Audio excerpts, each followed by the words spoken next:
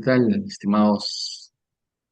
Pues escuchan, estamos acá nuevamente en diálogos de historia y antropología. Nuevamente, bueno, acá con Wilmer Mejía Carrión y Charlie Bravo Chávez. Y vamos a continuar hablando con lo que nos habíamos quedado, pues, ¿no? A ver, Wilmar, si puedes hacer un pequeño recuento para que podamos continuar.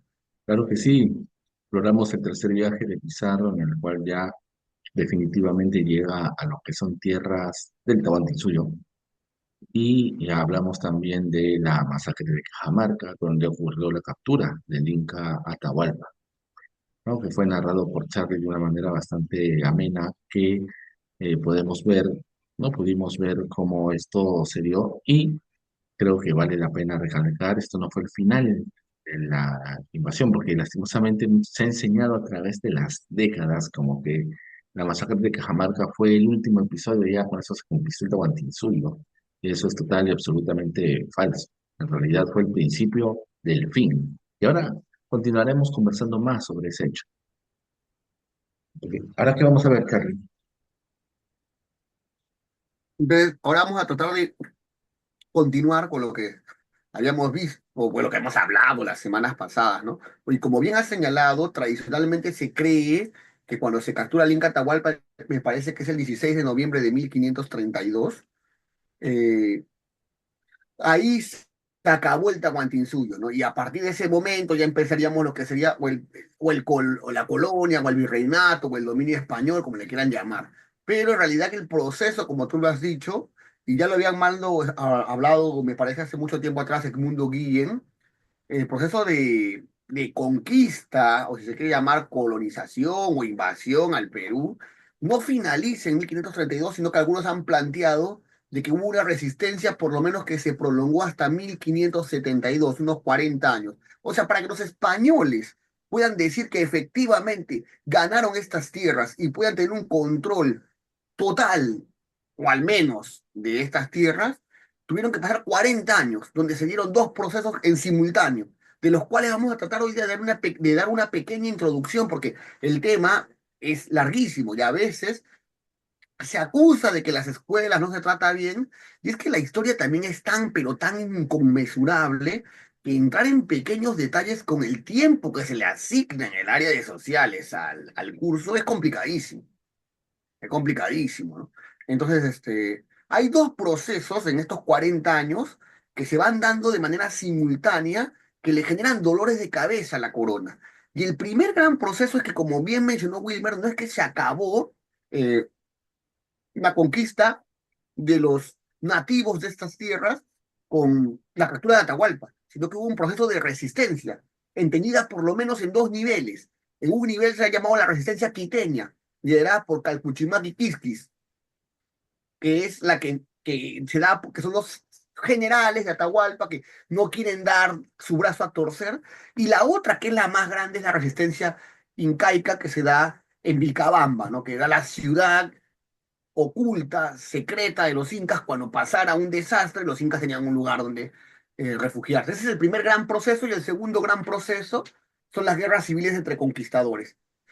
Entonces vamos a tratar de hablar un poquito más de qué sucedió y no sé si quieres acotar alguna cosa, alguna situación, William, antes de proseguir con el relato, ¿no? Bueno, básicamente, un poco añadiendo lo que tú has mencionado, es justamente hablar del tema de que uno de los puntos más interesantes de esto es justamente que la conquista o invasión o como quieran llamarla no fue fácil, fue un proceso amplio. Creo que eso es lo primero que tiene que entenderse bien, amplio y contradictorio. Un proceso al cual eh, muchas personas, muchas actores sociales, no sé cómo decirlo exactamente, estuvieron involucrados y donde se jugaron alianzas, envidias y también traiciones, ¿ah? O sea, este es un juego de tronos acá. O sea, esto hay que tenerlo claro. O sea, no, se nos ha enseñado de una manera tan simplista la historia como si, y eso viene, creo yo, permíteme hacer una reflexión Yo creo que a partir del siglo XIX, cuando empieza esta idea del racismo científico, tanto los grupos sociales en ese momento que tenían el poder en el Perú, o sea, no sé si, ahí sí no me atrevo a decir si era consciente o inconscientemente, pero no podían concebir de otra manera la historia de ese momento, sobre todo esto de la conquista, porque en ese momento el sentido común decía de que la gente de origen europeo era superior intrínsecamente, biológicamente, por su raza, a la gente de origen no europeo, así en general. Entonces, desde ese punto de vista, era lógico que los incas cayeran ante los españoles porque los españoles tenían su superioridad racial, ¿no? Entonces, esto fue recogido tanto, desde mi punto de vista, no sé, tú me corriges, ¿ah? Esto fue recogido tanto por los hispanistas como por los indigenistas. O sea, los indigenistas también tomaron esto, pero le dieron diferente interpretación. Los hispanistas decían, no, pues ahí está la prueba de que nosotros, los descendientes de esos europeos, españoles, debemos seguir mandando y estar en la cima del poder porque es un mandato biológico.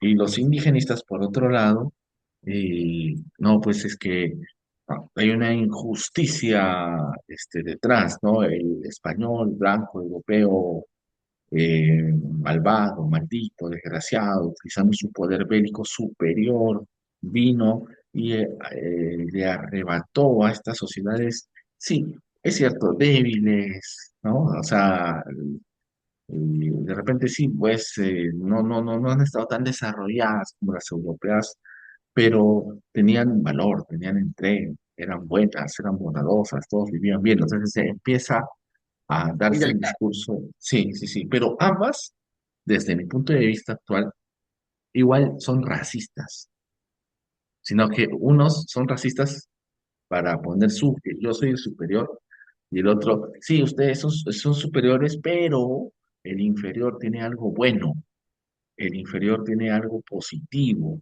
y eso positivo hay que rescatarlo, pero ahí viene el problema, porque luego esos supuestamente buenos, bondadosos, que quieren rescatar lo andino, lo van a hacer de una manera paternalista, condescendiente, que no va a tener buenos resultados. Bueno, esa es mi opinión. No sé qué tú qué dices, Charlie.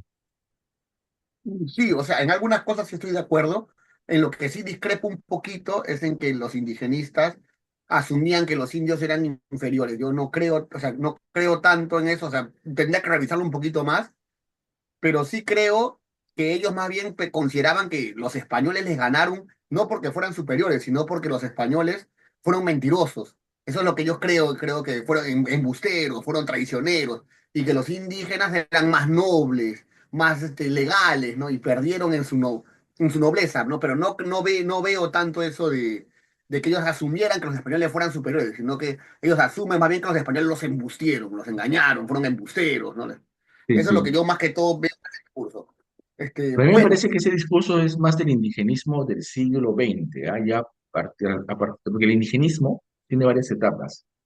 Y el indigenismo culturalista, que justamente Arguedas es uno de los herederos, es se me va el nombre, pero es heredero al mismo tiempo este indigenismo del culturalismo norteamericano, estadounidense. Y el culturalismo norteamericano, a partir de 1900, si no me equivoco, 1910, por poner una fecha, ¿ya? Empieza a atacar la idea racista. O sea, lo que tú me cuentas es del indigenismo culturalista. El indigenismo culturalista ya no tiene la idea de racismo biológico y más bien su interpretación va por donde tú dices. Yo me refería más al indigenismo del siglo XIX, cuando antes del culturalismo antropológico, porque el indigenismo peruano del siglo XX es hijo del culturalismo, no sé si hijo, pero tiene mucha influencia del culturalismo norteamericano. Y el culturalismo norteamericano, que tenía a la cabeza Prueber, estaba también el particularismo histórico, que también es otra corriente que creo que es paralela, que era Franz Boas, son los que empiezan a decir, es la primera escuela antropológica que dice que eso de la biología, de la raza es falso. Eso ya lo empieza a decir Franz Boas, pero recién en 1910. Y eso es bien interesante, Charlie, un poquito poniendo acá antropología. Si tú ves los antropólogos entre 1860, por lo menos hasta 1900, todavía 1910, la mayoría de antropólogos, ¿ah? Y eso no le gusta mucho decir a los mismos actuales antropólogos, la antropología era racista. O sea, la antropología consideraba de que el hombre La blanco ciencia era norte-europeo, sí, la ciencia, sí, sí, sí, la ciencia entre es- comillas era racista. era racista. Entonces, la antropología no se quedaba atrás, porque la antropología, o sea, inclusive hay un libro bien interesante de Harris, que es Historia de las teorías antropológicas, que dice que si tú eras esclavista, perdón, si tú eras antiesclavista en el siglo XIX, por ejemplo, en 1870, ya, ¿no? Eres antiesclavista, en la ciencia no ibas a encontrar soporte, apoyo para tu antiesclavismo, ¿sí? ¿Entiendes?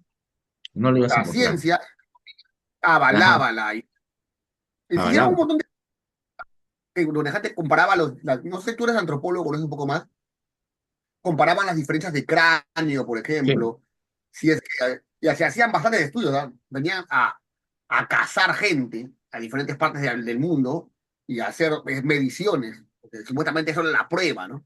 Pero yo me refería porque yo creo, y eso ya sería un poquito más complicado, que el indigenismo es del 20. Yo no sé si hay un indigenismo del siglo XIX. No estoy muy de acuerdo, no estoy muy seguro, ya es un tema ya más complicado de definir, no es ¿no? complicado. Pero claro, de repente hubieran gente que avalaba un poco por los indios, pero no sé si es una corriente indigenista propiamente dicha. Claro, Yo creo sí. que Es que ahí habría que ver, porque ya en el siglo XIX tú tienes a Clorinda Mato de Turner, que era, pero no se la considera indigenista totalmente, se la considera indianista, en el sentido de que todavía era un indigenismo bien, ¿cómo te puedo decir? O sea, sí, era romanticón, de pobrecito, el indio, hay que salvarlo, pero tiene que ser salvado por la mano bondadosa y magnánima del blanco, ¿no? El blanco bueno que va a ir y lo va a sacar de la miseria porque el indio por sí mismo no puede expresarse. Y ahí venía, creo, y ahí sí no estoy seguro, pero me parece que la base de, oye, ¿por qué al final el indio no puede autoexpresarse? Y ahí sí ya le ponían la cuestión biológica, ¿no? O sea, ya ahí tenían esa idea, que los del siglo XIX. En el siglo XX la cosa cambia. Y es más, ¿ah? En literatura, un cuento clave, un libro clave en el cambio de indianismo a indigenismo, lo tienes con López Albújar, con Cuentos Andinos. Cuentos Andinos claro, es el primer, ahorita no me acuerdo la fecha exacta de su publicación, pero Cuentos Andinos es el primer libro considerado netamente indigenista, porque y inclusive muy buen antes de... libro. Estábamos hablando antes de grabar de algunos libros, pero ese creo que sí es un buen libro, es entretenido y tiene buenas, Sí, tiene lo buenas... mismo, yo creo que algo de calidad, algo bueno, yo creo que a veces lo de calidad, que a veces no es tan entretenido, pero se vuelve de calidad por el mensaje, las ideas que transmiten, lo Sí, que te llevas. y es más, si tú, mira, literatura es interesante también, ves, antes de los libros cuentos andinos, literatos de la talla de Valdelomar, ¿sí? Eh, hacían cuentos a favor del indígena, pero cuando tú los lees eran cuentos, o sea, era un indianismo hasta, le llaman posmodernista, y no posmodernista en el sentido actual de la palabra, sino posmodernista porque viene después del modernismo. Entonces, Claro. No por era la un, manera actual, ¿no? sí, sí, sí, o sea, y literariamente tiene su validez, pero sigue siendo esa idea, ¿no? De que el indio es un pobrecito que solamente puede ser redimido a través de la ayuda de alguien superior, ¿no? O sea, y justamente López Albújar rompe con eso. ¿Por qué? Porque en sus cuentos andinos, él va a tener varios cuentos, entre ellos un cuento llamado Shananhampi. Y en este cuento narra lo que ahora es común y todos sabemos, que las comunidades campesinas o indígenas, como todo grupo humano, tiene normas y valores. Y si tú te sales de esas normas, te castigan. Y en este caso había un tipo era un aligeo, era un ladrón de ganado, y es castigado con la expulsión del pueblo, de la comunidad. Pero el tipo, por querer volver a su casa a ver a su madre, al final lo terminan matando. O sea, eso es, no sé si llamarlo revolucionario, pero eso fue un cambio a la literatura anterior con respecto a esto, ¿no? Donde se lo veía como un pobrecito. Ahora, el indígena también puede matar, el indígena también que clama justicia, el indígena también puede generar violencia. Entonces, hay un cambio ahí. Pero eh, todo esto que estamos hablando es porque a lo que voy es que muchas veces las interpretaciones que hemos tenido sobre la conquista española son interpretaciones de los historiadores del siglo XIX y todavía partes del XX, que tenían una idea racista y todavía una idea con un indigenismo paternalista sobre el pasado. Por ejemplo, la otra vez estaba leyendo un texto de que esa idea del indio pasivo, lloroso, siempre triste, es una idea más del siglo XIX y no tanto de los siglos anteriores. Entonces, los historiadores del siglo XIX se encargaron de interpretar las cosas de una manera tal que los del XX van a agarrar y cuando Luis Eduardo Valcárcel, ministro de Educación en la década de los 30, empieza a incentivar el indigenismo en las escuelas, los maestros de escuela de ese momento empiezan a ser enseñados en esa doctrina, ¿no? En ese conocimiento. Y esos luego van a ser los maestros de todas las próximas dos Generación. generaciones. Así es, hasta los años 70. Y a partir de los años Incluso, 70 hay ah, una renovación de la historiografía. incluso yo tengo un amigo muy cercano, pero muy cercano, muy mi amigo, que uno de sus maestros preferidos en la universidad había sido discípulo de Luis Eduardo Valcárcel, ¿no? Claro, ¿no? Y, y llega un poco, o sea, nos llegó un poco, porque estos tipos tan descomunales son maestros de los que fueron maestros de muchos de nosotros en las universidades. Ujú, Así es. ujú. Pero bueno, yendo al tema, porque algunos se preguntarán por qué hablamos de esto, ¿no? Y es que a veces las interpretaciones históricas pueden generar algunas formas de cómo nos vemos nosotros en la realidad. Porque, claro, una cosa, cuando algunos dicen, pues no, Catahualpa fue capturado y vencido y en 1532 y acabó el tono ahí y se acabó todo, también se empieza a entender como que si fuéramos una vez viniendo en el carro, en el bus, una persona, yo estaba leyendo, a veces como tengo la costumbre de leer en el auto, y una persona a veces le llamó la atención y empezó a hacer el habla. Un señor, un poco mayor que yo. Y me empezó a hacer el habla, todo, ¿no? Y me dijo, ¿qué lee esto? Y yo le dije, le estoy leyendo un poco de historia, ¿no? Ay, ay, y me empezó a decir que él había visto cuando era chico, le habían contado que los españoles capturaron rápido al Inca Atahualpa y nos vencieron, y ahí se quedó con la idea de que nuestra raza era débil.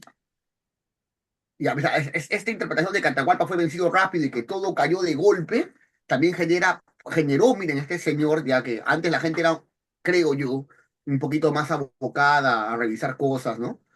Ahora creo que vive mucho el momento, pero el señor me dijo que, uy, yo me sentí horrorizado porque yo entendía a partir de ahí que nosotros éramos un grupo débil y los americanos éramos débiles, los indígenas éramos débiles y que los otros eran fuertes.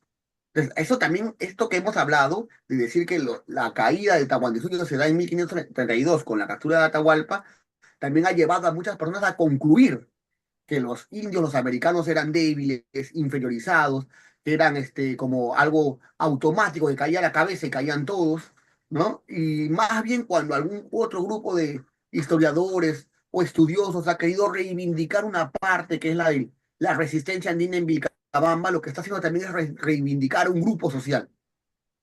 A eso quiero llegar. A una interpretación de la historia donde se dice que estos grupos sociales también resisten, también luchan y que no son tan débiles como se ha creído, ¿no? Porque a veces también desde estas interpretaciones se dan lógicas de poder que influyen en el pasado, pero también en el presente, ¿no? Entonces, es por eso que a veces también se discute un poquito esto. En realidad, creo yo que poner una fecha, a veces las personas ponen, a veces los historiadores ponen fechas, y hay gente que ha creído que absurdamente que la historia son fechas y la historia no son fechas, porque esas fechas más que todo son tentativas y dependen de la interpretación, a decir, sabes que a partir de qué punto esto deja de ser lo anterior y es una cosa nueva, pero eso es tentativo, ¿no? Eh, lo que sí es cierto que el proceso para mí de caída del Tahuantinsuyo es un proceso largo y que abarca por lo menos desde 1528 hasta 1572. ¿Cuál es el punto exacto en el que el Tahuantinsuyo deja de ser Tahuantinsuyo? Es complicado decirlo, ¿no? Es complicado, pero es un proceso, no es tan sencillo, no es como que, no, es como cuando uno se va convirtiendo de niño en adulto, no hay una fecha exacta, es un proceso que te va transformando, ¿no? En que ya te vuelves más maduro, te vuelves más centrado, tomas mejores decisiones, o eso se supone, ¿no? Se Eres supone. más responsable. Claro, pero no hay una fecha exacta que digas, no, a partir de este momento yo me volví hombre, ¿no?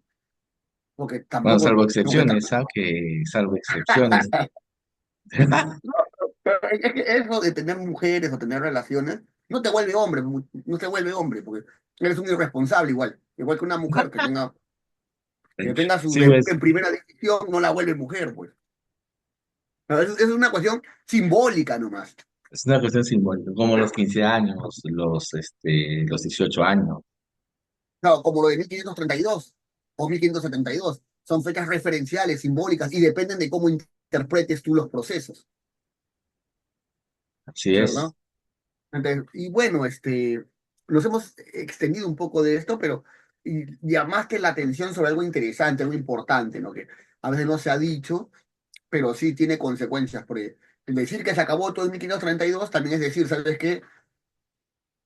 Estos indios eran muy, muy débiles, muy frágiles, y los otros eran muy poderosos, ¿no? Los aniquilaron en un año. Los vencieron en un año, en cuestión de semanas en realidad.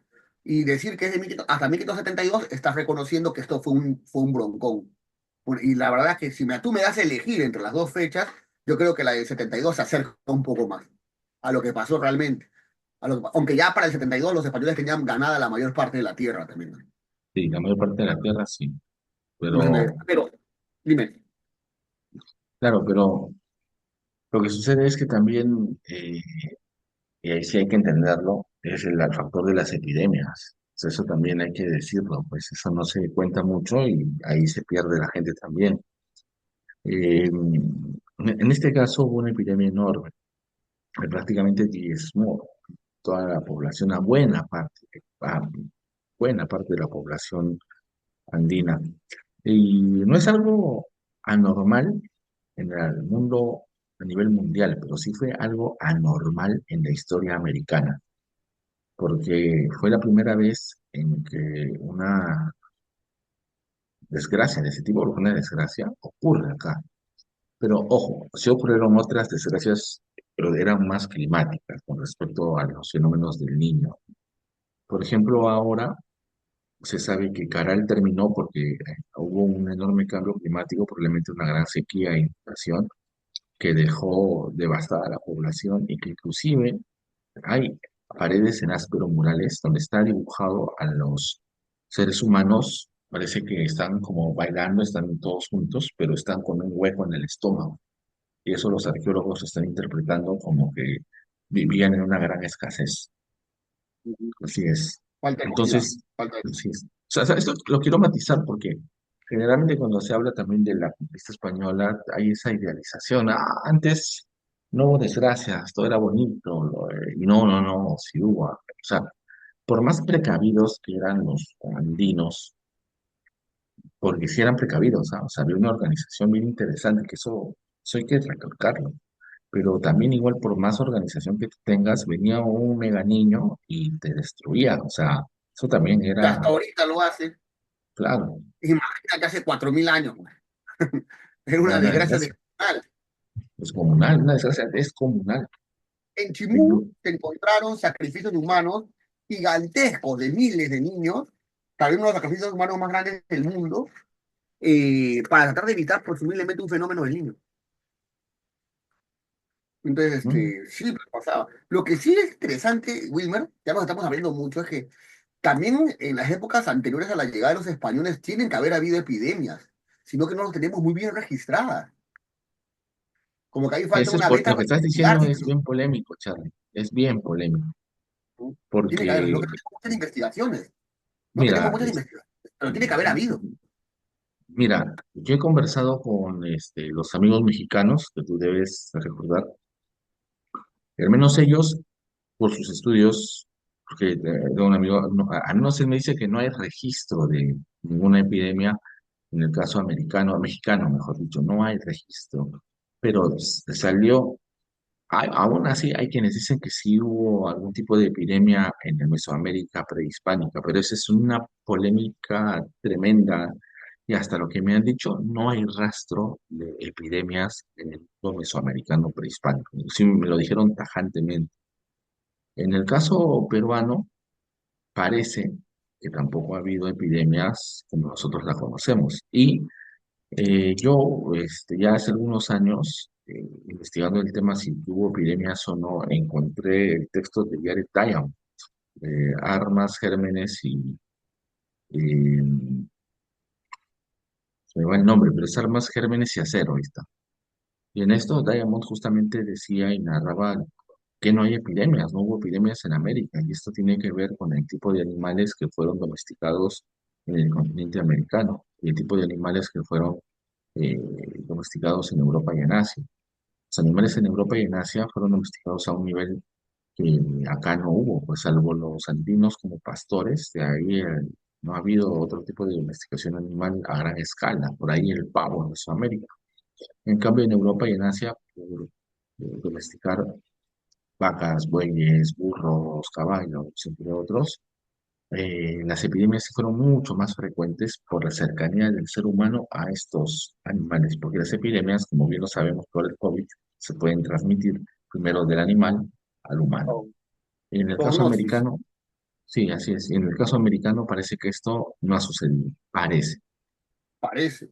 Pero también puede ser que parece. nos falten las fuentes, ¿ah? Es Puede ser que haya un probable. tema metodológico, porque en Europa tenemos más registros, bueno, porque quedó en pinturas, murales, pero también habían documentos, ¿ah? Nos ayudan.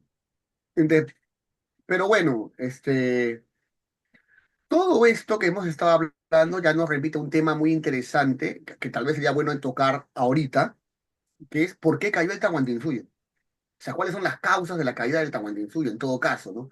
¿No? Porque siempre se preguntaron, ¿no? ¿Cómo era posible? Y creo que Valdemar Espinosa Soriano, un historiador bastante, de una producción bastante amplia, ¿no? Eh, maestro de varias generaciones, ¿no? En las universidades nacionales, uno de los grandes expertos del tema, trató esto en un libro de los años 1970 más o menos, que se llama La destrucción del imperio de los incas, que fue reeditado hace unos años por la Universidad Ricardo Palma, por el Fondo Editorial de la URP. Y en ese texto él empieza a hacer una revisión muy interesante, que esta es la edición que sacó la Universidad Ricardo Palma, la anterior en un azulito, en los años 70, ¿no? Y empieza a hacer una revisión sobre el tema de por qué cayó el Tahuantinsuyo, ¿no? ¿A qué se debe la caída del Tahuantinsuyo? Y dan un montón de causas. Las primeras causas que explican cómo es posible pues, que 160 hombres, que eran aproximadamente los españoles, pudieran con un imperio que se calcula mínimo, mínimo, así taco bajo, en 1 millón de personas, 1 millón de habitantes. Que algunos lo calculan hasta en 10. Entonces, ¿cómo es posible que 160 hayan vencido a 10 millones? Que se dieron un montón de explicaciones y las primeras explicaciones son por donde más o menos ibas tú, ¿no? El tema de la superioridad, en todo caso racial, de los europeos, ¿no? Los europeos eran superiores y a fin de cuentas ganaron por eso. Y otra era porque el tema religioso. Y es que los mismos conquistadores, lo que nosotros le llamaríamos ahorita superioridad racial, ellos lo interpretaban como que estaban haciendo la chamba de Dios. Y como estaban haciendo la chamba de Dios, Dios los ayudaba en varios momentos cruciales. O sea, los ayudaba porque justo, por ejemplo, iba a pasar una desgracia, los iban a reventar a los españoles y llegaba un grupo de gente a ayudarlos. O pasaba algo con los demás. Y ellos siempre, uno lee las crónicas o lee los textos de lo que es el proceso de invasión y conquista, va a encontrar que los españoles son fervientes cristianos rezan, agradecen, todo. Y ellos creen que es la divina providencia la que los está salvando, porque recuerden esto, que en esa época, en el siglo XVI, esta es una empresa de dinero, pero también es una empresa, entre comillas, religiosa. Y es que el fenómeno religioso es lo que le da justificación a la empresa. Si no, yo cómo me podría justificar. En ese tiempo no había la justificación del dinero por el dinero, que es la justificación de la lógica capitalista. No, ellos tenían la justificación del tema religioso. No sé si quieres agregar algo sobre esto para hablar de otras causales, ¿no? Que son un poquito más sólidas. Claro, lo que pasa es que creo que para entender bien la caída del suyo, hay que entender también, o sea, el desarrollo tecnológico, el desarrollo, o sea, ahora desde la antropología no se trata de decir que uno es superior o inferior, sino ahora desde la antropología lo que se basa es que las sociedades humanas van a desarrollarse o van a tener cierto tipo de tecnología según el modo de producción que hayan desarrollado, ¿no? Y con esto no es que me vuelva marxista, ¿no?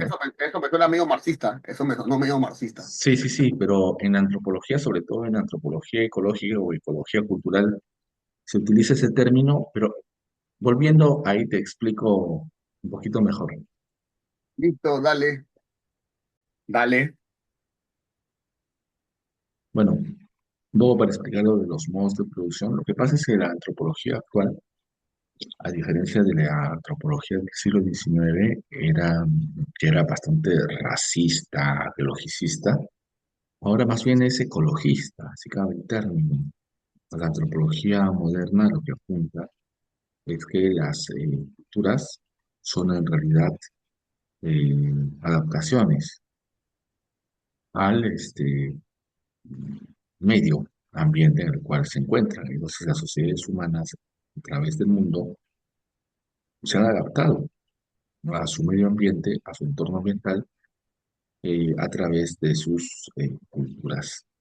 Y justamente, ¿cuál sería esta, mm, digamos, el intermediario o el intermedio entre la naturaleza, lo cultural, ¿no? Y sería pues el modo de producción, es decir, cómo las personas se organizan para producir sus alimentos. Y este término es sacado del marxismo, efectivamente. Y el antropólogo Marvin Harris, en su libro La historia de las teorías antropológicas, menciona de que es posible tomar los términos marxistas, y, aunque se tiene que dar cierto, como lo menciona, algo así como que hay que darle más exactitud epistemológica, porque Marx dejó varios vacíos en los términos, a veces no cerró bien los conceptos. Y lo que Harris dice es que los términos de Marx en líneas generales sí sirven para entender la realidad social y cultural, y que Marx y Engels lograron o se acercaron a desentrañar, al menos en muy buena parte, el enigma de por qué existe diversidad cultural. Eso es lo que afirma Harris. Inclusive él, no sé si exagerando un poco, los pone a Marx y a Engels a la par que Darwin, en el sentido de que Darwin dio una explicación a la diversidad biológica y Marx y Engels le dieron la explicación a la A la diversidad diversidad cultural. cultural. Ajá. Entonces, eh, y él mismo dice, Ahora, ¿no? Marvin Harris es materialista cultural también, ¿ah? Y Sí, así es. como es Ujú. materialista, se aproxima al marxismo. Ahora, Sí, no estoy diciendo que tampoco hay que hay que proscribir al marxismo y que Marx, no, no, Marx es un pensador como todo gran pensador que tuvo aciertos y desaciertos, no, no es que está proscrito y que no se puede hablar de Marx, no, no, no para nada. Marx, a mí me parece que es un hombre genial y tuvo grandes aciertos para mí, esa es mi opinión personal, y también tuvo un montón de errores, pues, porque tampoco es Dios. Al fin de cuentas, todos los tuvieron, Adam Smith, David Ricardo, Karl Marx. Hegel, todos, pues, ¿no? Tienen a Max Weber, tienen aciertos, tienen desaciertos porque son humanos, ¿no? Y a fin, pero eso no quita, sino que hay a veces que, la verdad es que los que ya conocen un poquito, saben que el marxismo a veces también se tomó en algunos lados como si fuera casi un culto religioso, ¿no? Sí, ujú. Y eso ha Y, generado problemas. Con algunos liberales también le está pasando, ¿ah? Si no, mira lo que hizo nuestro no tan querido o querido Javier Milei, lo que pasó en Argentina, por una mm, cuestión del libre, los libertarios, dejar todo a libre voluntad de los compradores y vendedores, y mira, puede terminar en torpezas descomunales. claro. Y justamente Marvin Harris lo que afirma es que, bueno, él se acerca al marxismo, pero hay algo interesante también. Él, y esta es una de las cosas que le acusan a los marxistas, es que Marvin Harris saca del centro lo central del marxismo, que es la lucha de clases. La estructura económica. Ah, ya, bueno, la No, la base de lucha de clases. La lucha de clases dice no, no la toma como variable seria para su investigación. Entonces es una lo que cosa que pasa es que, lo... no, lo que pasa es que la lucha de clases, desde mi óptica, yo no, ya no soy marxista experto, porque eso también es duro, este, creo que ya tiene un fin más político.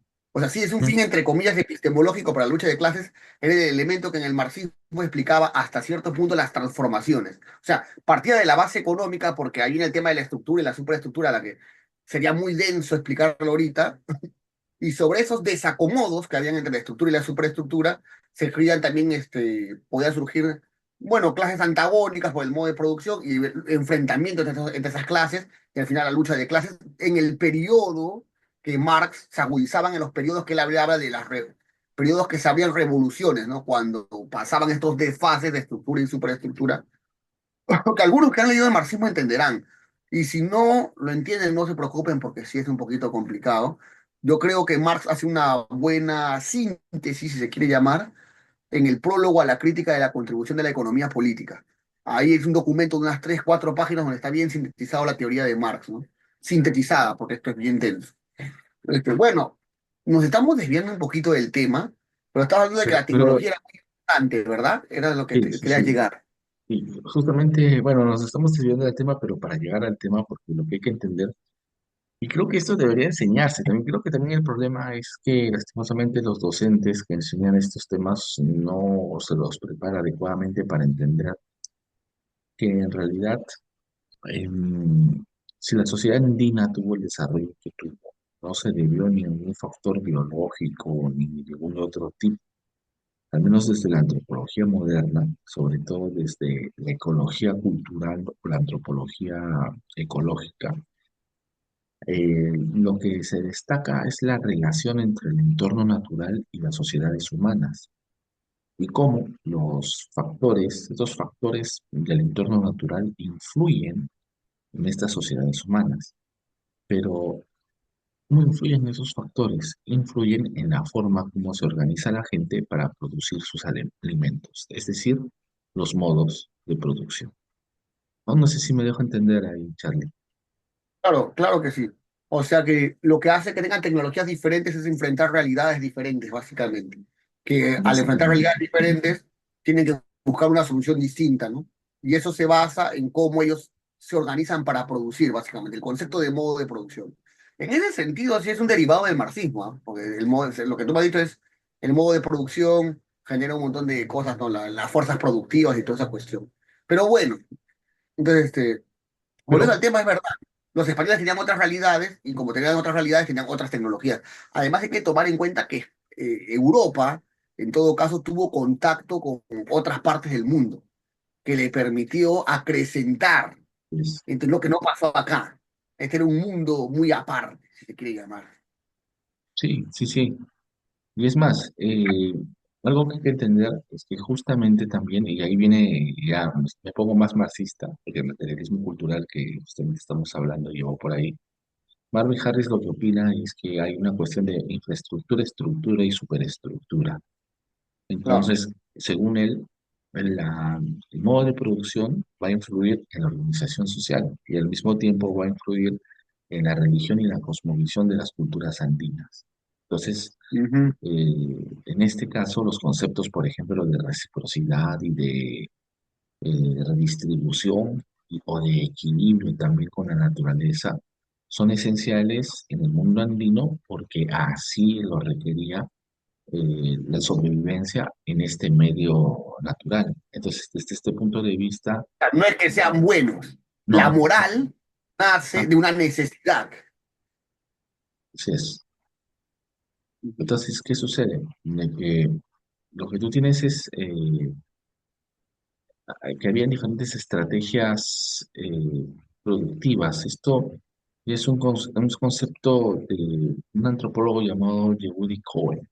Yehudi Cohen, tomando un poco este tema, habla de estrategias adaptativas. Y estas estrategias adaptativas, lo que afirma él es que habían diversidad de ellas, ¿no? Habían por lo menos cinco. Estaba lo que es la forrajeo o cacería-recolección, la horticultura, la agricultura, el pastoreo y el industrialismo. Y que cada una de ellas llevaba a una complejidad social mayor. Y en el caso andino, acá habríamos llegado a la agricultura y al pastoreo. Entonces, ese tipo de estrategia adaptativa lleva indiscutiblemente, indefectiblemente, con una complejidad social mayor que una sociedad que tenga una ecología en la horticultura o tenga una eh, organización económica alrededor de la caza y la recolección. Entonces, desde ese punto Pero de en vista, España, pero si lo ponemos así, y en España no había, o sea, no había llegado al industrialismo tampoco. no, No no había alcanzaría para explicar la diferencial. O sea, no alcanzaría para explicar la diferencial porque España no había llegado al industrialismo. claro, Salvo pero que lo vean como otra industria muy primitiva, ¿no?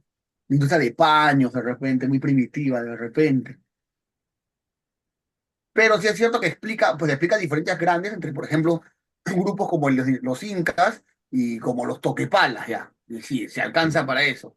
Pero para diferencias entre España y América de esa época no alcanza, porque son diferencias en la producción no tan grandes.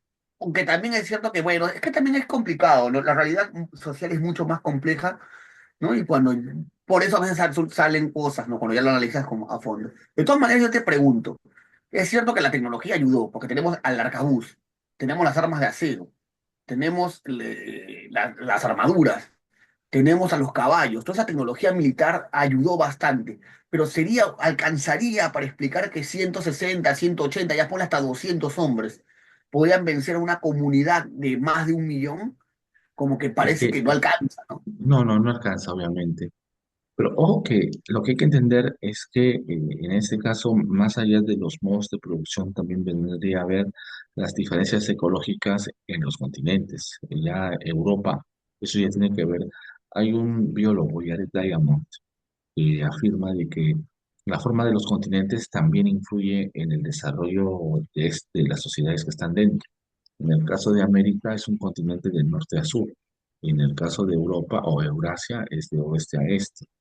Y eso que ha habido, que cada continente haya desarrollado sus sociedades gracias o en detrimento de esta geografía, esta forma, eh, mayores o menores formas de intercambio cultural. Los españoles no inventaron la pólvora, pero tuvieron acceso a ella gracias al intercambio económico-cultural. Los españoles, la vaca, el buey, eh, el caballo Son de no Asia, es de España, de Europa, viene de Asia, pero sin embargo tuvieron acceso a totalmente. eso. En cambio, en América, por ser un continente de norte a sur, influyó para que las sociedades estuvieran más aisladas que en Europa. Entonces, eso hizo, por ejemplo, que mesoamericanos y peruanos no se hayan conocido, bueno, mesoamericanos y andinos, mejor dicho. ¿Por qué? Porque también el continente influye, porque al final, si tú quieres ir del norte a Centroamérica es sur, muy pequeño, ¿no? ¿no? Yo creo que también Centroamérica es un paso más, no sé, pequeño, complicado. Tiene que haber varias Complicado. razones, tiene que haber más razones, pero o sea, es un tema bien complicado.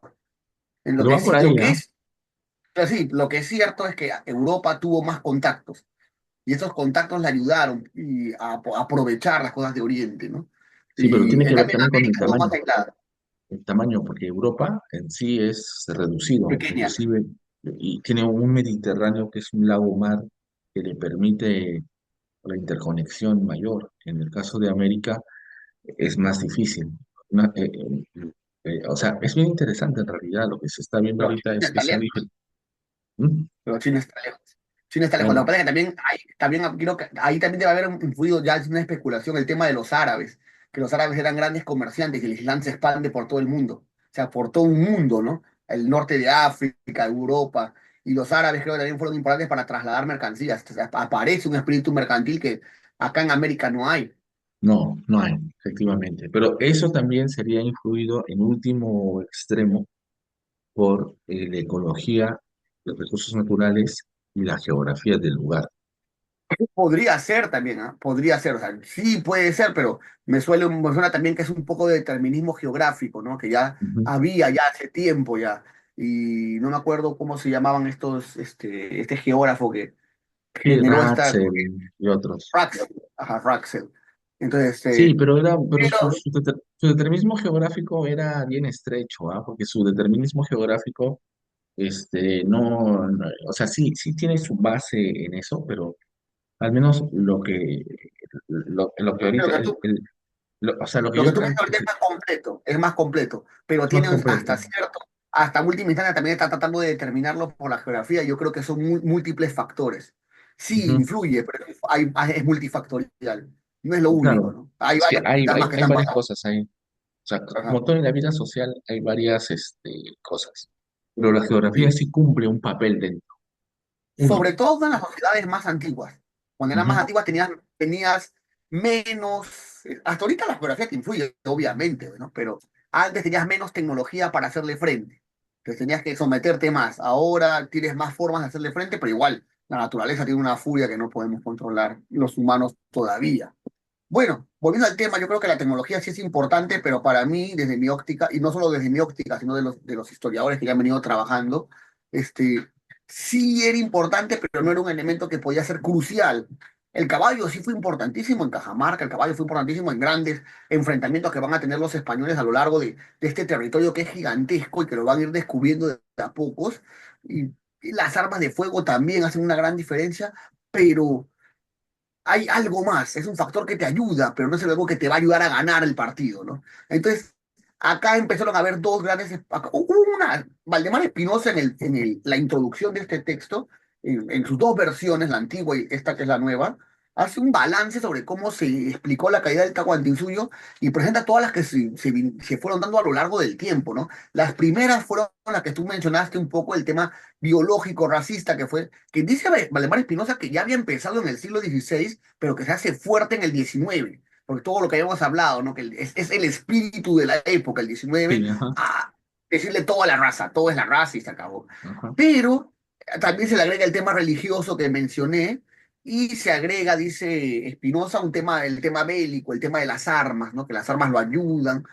Y Valdemar Espinosa menciona que hay otras dos explicaciones más que, que son conocidas, pues, ¿no? Y que parece que por ahí más entraría la causa más potente de la caída del Tahuantinsuyo, porque a fin de cuentas tiene 160 hombres, así tengan arcabuz y caballo, para ganarle a 8 millones, ni que tuvieran la bomba atómica. Entonces, algo más pasaba. Y esas dos cosas son lo que conocemos, ¿no? La situación política que vivía el Tahuantinsuyo cuando llegaron los españoles. Y ese primer elemento es, el primero que creo que es muy conocido y fue la primera gran explicación que se manoseó hasta el cansancio, incluso del busto, en sus dos volúmenes sobre Pizarro, es la que más habla, de la que más habla, y es la guerra civil entre Huáscar y Atahualpa. Si bien es cierto que cuando llegan los españoles, la guerra civil ya se había decantado en favor de Atahualpa y Huáscar estaba preso, todavía había rencores, todavía había rencillas, todavía había gente que no le gustaba, según lo que presenta Del Busto, a las que no les caía bien Atahualpa. Atahualpa les parecía. Del Busto presenta mucho a Atahualpa como si fuera un rey, si se quiere llamar un rey, un inca, usurpador del trono, y que la gente no lo reconoce como verdadero rey. Y esas rencillas, Pizarro llega y se da cuenta que hay esas rencillas y las explota, porque hay dos bandos y Pizarro juega a las dos mesas, a los dos bandos. Juega, y mucho se apoya para debilitar a Atahualpa en los hombres de Huáscar, en la gente de Huáscar. Y cuando Huáscar puede crecer, muchos se apoyan en negociar con Atahualpa, con los atahualpistas, ¿no? Entonces, ese fue un primer elemento, porque dice del Busto que eso eso pasaba mucho, ¿no? Que había mucha gente que tenía recelo contra Atahualpa porque era conocido de que era muy tirano. Y Atahualpa también, si ustedes revisan un poco a Del Busto, comete verdaderas carnicerías contra los huascaristas o contra la facción, la panaca de Huáscar en el Cusco. Hace un destrozo descomunal. Y pero hay una explicación más, y creo que es la más convincente, al menos la que coge Valdemar Espinosa, y creo que es la más sólida. Y es que Pizarro, ni bien llega al Tahuantinsuyo, se da cuenta que este imperio, que es gigantesco, es un ídolo de pies de barro, porque casi todos los pueblos, las etnias, no se llevan muy bien con los incas, ya sean atahualpistas o saquiteños, o ya sean cusqueños o huascaristas. No se llevan muy bien. En el fondo, estos curacas, estos jefes de pueblitos, quieren destruir al Tahuantinsuyo. Le tienen hambre al Tahuantinsuyo y quieren reventarlo, pero se sometían, parece, al Inca por temor a las represalias que hacían los incas. María Rostorowski, en otro texto que se llama La historia del Tahuantinsuyo, menciona que uno de los grandes problemas es que el Tahuantinsuyo fue un imperio gigante, pero que se construyó a una velocidad de Blitzkrieg, o sea, velocidad de relámpago, porque en 80 años, ya hemos hablado desde Pachacútec hasta ahorita que estamos hablando, Huáscar y Atahualpa, solo han pasado 80 años. Entonces, y la gran expansión se da con Tupac Yupanqui, o sea, en unos 60 años. Hay mucha gente que recuerda que su pueblito era un pueblito libre hasta que vino el Inca y los conquistó.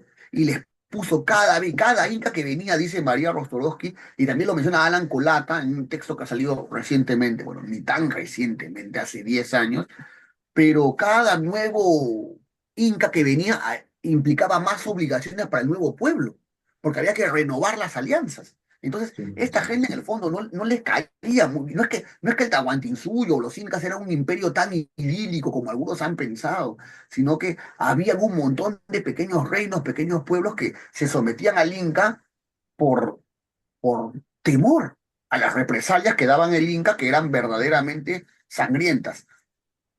Entonces, Pizarro se da cuenta de eso. Y se da cuenta de que hay un grupo de gente que se puede aliar. Y los pueblitos ven a Pizarro y ven las armas y los dos piensan en lo mismo. A ver quién estafa a quién.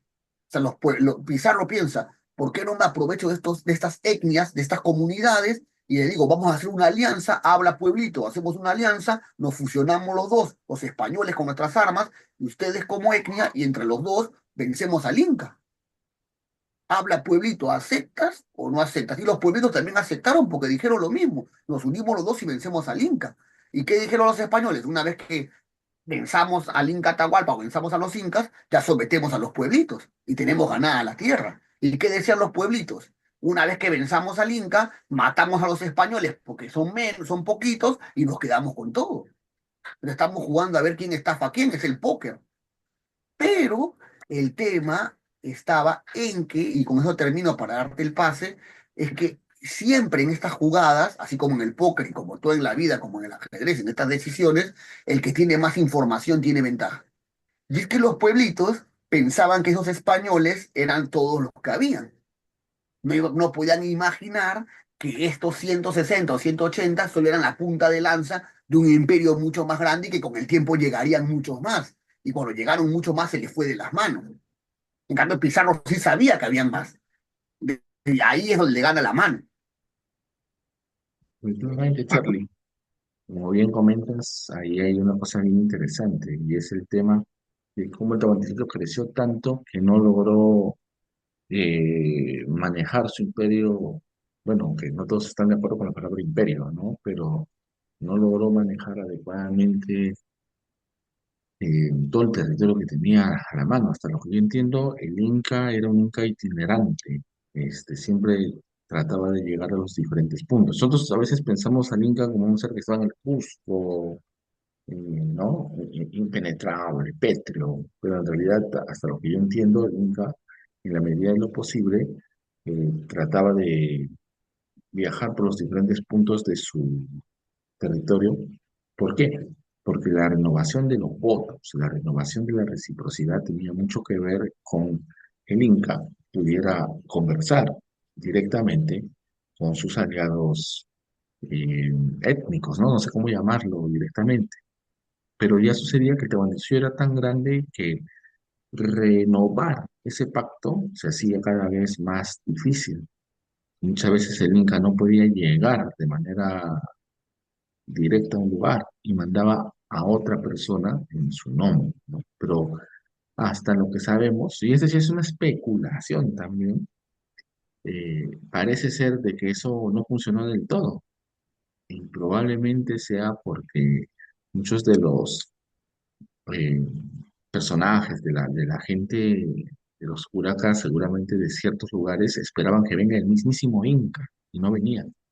Y era una decepción para ellos, ¿no? O sea, esas cositas también van por ahí. Y es bien interesante. O sea, el Inca va perdiendo poco a poco ante la amplitud de su territorio una gran cantidad una cantidad de aliados, porque simplemente ya no puede él mismo estar ahí y renovar los votos de confianza, de fidelidad. Eso es un poco lo que pasa ahora, inclusive, ¿no? Los españoles en ese No momento creo siempre, que, no siempre ser más, no siempre ser más grande es mejor, ¿no? siempre, no siempre, no siempre, Mm. así es. Aunque Y dicen que el ahí está tamaño lo que es. importa, Bueno, un pero no tamaño, pero siempre. tampoco no tan grande, ¿ah? Tiene que ser medio Sí, sí, ahí. claro. No King Kong, así no tampoco. No, tampoco, tampoco. Porque, como dicen, si es muy chico, da lástima y si es muy grande, lastima. Así que hay que tener cuidado ahí. Para los incas, como que para Y los para los bandidos sí. incas, Sí. la amplitud fue muy grande. Fue un tiranosaurio re grandazo. Ahora, uno de los puntos también interesantes que recuerdo haber escuchado alguna vez es que también por qué en los Andes se dio esta amplitud, no solo de los incas, los Huari, los Chavín, miles de años antes también tenían influencia, y por qué no en Mesoamérica, ¿no? Porque Mesoamérica también tenía sus, pero era más reducido, y en Creo que parte el se Tahuantinsuyo debería, era 8 veces que el Imperio Azteca, ¿no? En sí, ocho extensión, veces ¿no? más grande, 8 veces, sí, mucho más grande. Una de las cosas también es que es el tema del pastoreo, eso es muy interesante, es una teoría que se lanza que en el caso andino, como han tenido llamas, y estas llamas servían para transportar cosas, eso ayudó al hombre y a la mujer andinos para poder comunicarse, así es. Entonces eso no se ve mucho, pero algunos arqueólogos dicen que debería hacerse notar eso, ¿no? El impacto del uso de la llama en el transporte fue lo que facilitó la amplitud sí, ujú, Ah, es una hipótesis interesante, ¿no? sí, Puede sí, sí, ser, sí. es posible. Puede ser, es Es posible. posible. Sí, sí. En realidad son varios factores, Charlie, ¿no? La vida social humana es múltiple. Una de las cosas que me gustan de la antropología y de las ciencias sociales en general es eso, o sea, no es una sola cosa, sino es varias. Y eso un poco lo vivo en mi vida cotidiana, ahora que participo en diferentes actividades con organizaciones sociales y culturales, ¿no? Ahí tú ves los conflictos, los intereses también, y también pues los puntos de vista diferenciados, ¿no? No es lo mismo una persona que está en cierto nivel por ejemplo, en el gobierno local, que como lo vemos nosotros que estamos acá, y a veces eh, equilibrar los puntos de vista se hace difícil, porque cada uno piensa que tiene la razón, y muchas veces la verdad, un poco filosóficamente hablando, no la tiene ni uno ni otro totalmente, sino que es una mezcla indiscernible de ambos puntos de vista. Entonces, es complicado muchas veces, y eso pasó en el Tahuantinsuyo en esa época, porque acá ya lejos de indigenismos o de hispanismos, o sea, fue eh, es una lucha de poder. Vienen estos recién llegados con sus tecnología nunca antes vista, con sus caballos nunca antes vistos, con sus todo, y empiezan a jugar y a jugar fuerte, porque es algo interesante, pues el prestigio también que ganaron al capturar a Atahualpa, pues al secuestrarlo ganan un prestigio enorme, eso también hay que tenerlo en cuenta. Si no hubieran Una de las capturado a explicaciones, Atahualpa, ¿no? ¿m? Discúlpame, porque una de las expresiones que se usó también para decir la caída del Tahuantinsuyo es que consideraban muchos que el imperio inca era un ente muy vertical. Pues como era muy vertical, capturada la cabeza se derrumbaba todo, ¿no? Pero Valdemar Espinosa Soriano y algunas corrientes se van más por el tema de lo que ya hemos dicho, ¿no? La estructura política del Tahuantinsuyo que era muy fragmentado, ¿no? No es que era un imperio unido, había muchos rencores y sobre todo se nota ¿m? mucho en los huancas, que él hace un estudio muy potente sobre los huancas. Sí, Antes de así darte es. pase, no quiero que se me olvide una cosita que es muy importante sobre el tamaño que estábamos diciendo, porque Pedro Cieza de León es uno de los grandes cronistas, que es un cronista viajero que hemos hablado hace mucho tiempo de él. Es un hombre muy interesante y Cieza de León dice que la caída del Tahuantinsuyo también él hace una comparación, ¿no? Y dice que aquellos reinos que eran muy grandes como el Tahuantinsuyo eran escasamente sólidos. Serán grandes, pero no eran sólidos, como que estaban muy como que no estaban muy cohesionados. Y esa falta de unión, esa falta de cohesión hacía más fáciles conquistarlos paradójicamente. Porque hace una comparación con Chile, me parece los araucanos, no me recuerdo bien, y dice que esos pueblos más bien eran pequeñitos, pero eran difíciles de conquistar, porque al ser pequeños estaban más cohesionados, más unidos, y ganarlos costaba un montón de trabajo. Eso lo dijo Ciesa, estamos hablando de 1550. ¿No? Lo mencionaba Ciesa. Y Alejandro Lifshutz, en 1962 más o menos, hace un trabajo en ese sentido. Menciona un poco en uno de sus estudios sobre esa cuestión, ¿no? El tema sociopolítico, que en el Tahuantinsuyo había este tema de que eran tan grandes, pero con escasa cohesión, y era relativamente sencillo explotar esas enemistades. En cambio, en pueblos más pequeños, como los araucanos en Chile, repito un poco lo de Ciesa, ¿no? Estaban más cohesionados y era más difícil, estaban más unidos, integrados poco lo que pasó en las guerras médicas entre Grecia y el Imperio Persa, ¿no? Un imperio gigantesco, el Imperio Persa, pero con escasa unión, porque tenía múltiples nacionalidades, múltiples intereses, no se llegaron a integrar. En cambio, los griegos, que eran más pequeños, más cohesionados, le ganaron, ¿no? Algo así. Así es, efectivamente. Y bueno, solamente decirte que al menos desde la antropología moderna, un poco lo que se ve es que hay un conjunto de cosas, ¿no? Uno, la cuestión de geográfica, recursos naturales, ecología, pero otro también, las intenciones de las personas, ¿no? Que en ese momento, qué intereses habían, quiénes estaban al mando, de repente, qué decisiones se tomó en ese momento, y todo eso va a influir ahí, va a ser una mezcla, un cóctel que va a derivar luego en, pues, el episodio que todos sabemos. Yo creo que así se debería discutir el tema del Tahuantinsuyo. Yo, sinceramente, un poco por mi labor docente y también que hago guiados acá, me encuentro con sorpresa y cierto, mm, no sé cómo llamarlo, un poco de desazón cuando me encuentro jóvenes de 15 16 años que en 2025 todavía tienen esa idea indigenista de pobrecitos los incas que cayeron ante malvados españoles. O sea, eso sinceramente debería desaparecer, pero todavía hay docentes que manejan esa teoría y la enseñan, ¿ah? Pero depende, ojo, pero depende los sectores sociales, ¿ah?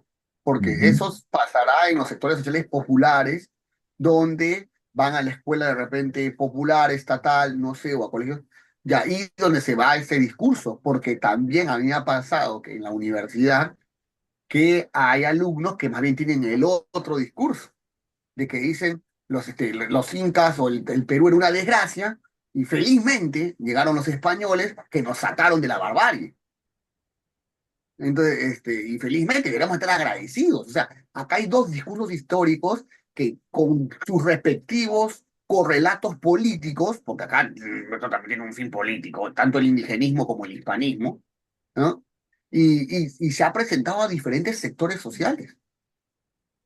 Entonces, y algunos dicen, no, incas eran maravillosos y todo estaba bacán, el reino de los pitufos, todo era fenomenal, era armonía y paz, y vinieron los españoles desgraciados y destruyeron todo y nos robaron y son unos malditos. Pero también hay el otro correlato, donde viene y dicen, ¿sabes qué? Los incas eran una desgracia, unos bárbaros, unos sanguinarios, unos salvajes que creían en Ajá. el diablo y un montón de cosas. Felizmente llegaron los españoles, que yo no sé por qué le tienen tanta bronca a los españoles, que nos trajeron la civilización, viejo. Nos Sí, trajeron el sí, sí, que español, nos tienen esa trajeron la idea. escritura, nos trajeron la rueda, nos trajeron el caballo y un montón de cosas. Y es que sí pasaron un poco de las dos cosas. Y yo Ujú. creo que el verdadero relato es darle mesura a esas dos interpretaciones, porque algo de las dos cosas sí pasaron, ¿no? Sí, lo que pasa es que, Charlie, o sea, yo creo que hay que saber entender de que más allá de, pues, de que cada sociedad se adapta a su entorno ecológico, como ya lo hemos mencionado, después de todo, muchas de las cosas que trajeron los españoles, o sea, a pesar de que de repente, o sea, no estaba, digamos, estaban adaptados a otro tipo de ecología, sí eran útiles. O sea, sí, sí eran útiles. O sea, eso hay que decirlo, sino que eso también un poco nos enredamos ahí. O sea, la rueda es útil. O sea, no vamos a Es decir que útil. no.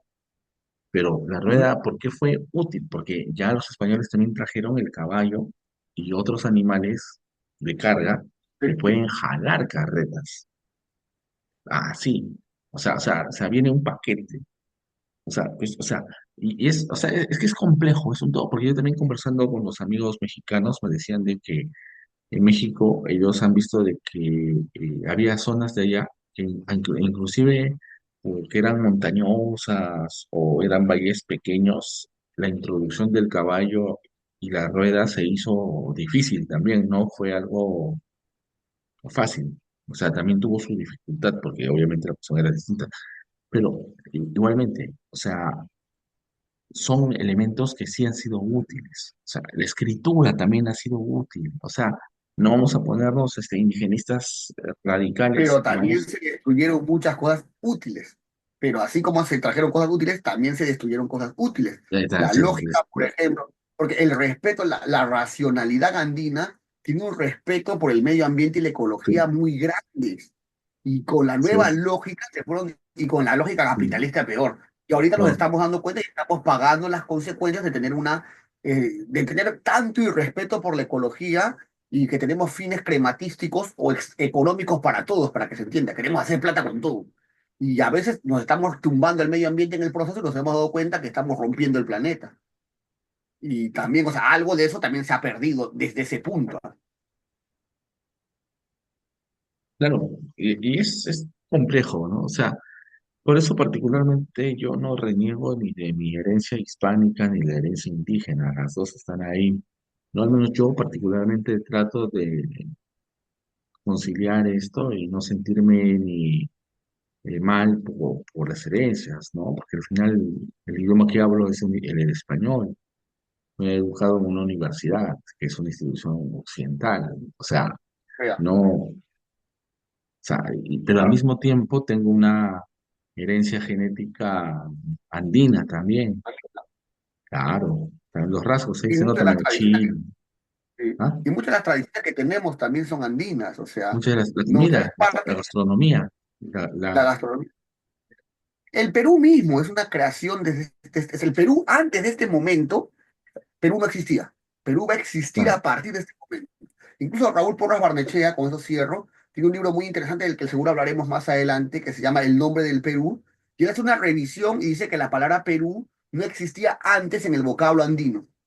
Que la palabra Perú es algo que se va construyendo en lo que vamos a llamar la colonia o virreinato, se empieza a construir en estos momentos, de estos viajes de Pizarro y todo lo que estamos hablando. Entonces eso significa que el Perú como concepto, como creación, no existía bien. La misma España se está dando forma recién en este proceso, en estas épocas. Entonces es el mundo, este siglo XVI es el momento en el que el mundo se va configurando un poco a lo que es el mundo actual, poco a poco. sí es poco a poco. Por eso, particularmente, los que llegan a ver hasta esta etapa, decirles de que nuestras herencias son múltiples y no hay nada de malo en sentirnos, no sé si ahorita muy orgullosos o sentir de que al final tenemos estas herencias hispánica, andina y otras más, y es normal, es parte de todo. Porque yo a veces, ya para terminar,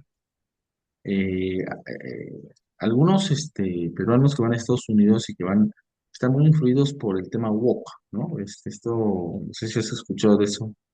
Y a veces el tema woke me parece otro colonialismo, en el sentido de que es un colonialismo, así tienes que revelarte, así tienes que sentir tu identidad, ¿no?